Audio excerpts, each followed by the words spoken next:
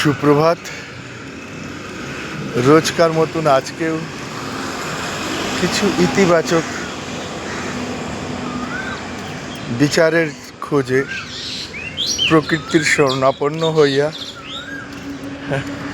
আজকের প্রশ্ন প্রকৃতির কাছে এই যে, হে প্রকৃতি, আমি কিভাবে আমার জীবনকে সুন্দর আর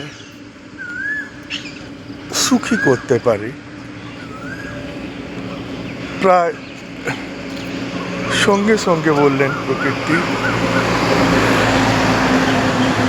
বন্ধু, আপনাকে আলাদা করে কিছু করার প্রয়োজন নেই, কিছু করার দরকার নেই। প্রথম জিনিসটা তো এইটাই যে জীবন নিজের মধ্যেই খুবই সুন্দর আর খুবই সুখপূর্ণ। তাহলে আপনি বলবেন, ভাববেন, চিন্তা করবেন যে তাহলে আমি কেন কষ্ট পাচ্ছি।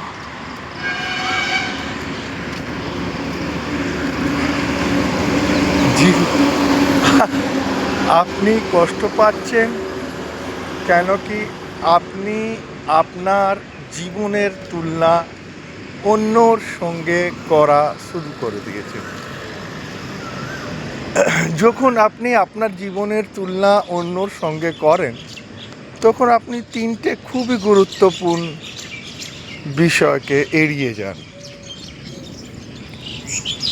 এই তিনটি বিষয়গুলো হলো, প্রথম হলো এই সৃষ্টির প্রতিটা মানুষ ওর আলাদা আলাদা যাত্রাতে বেরিয়েছে, প্রথম।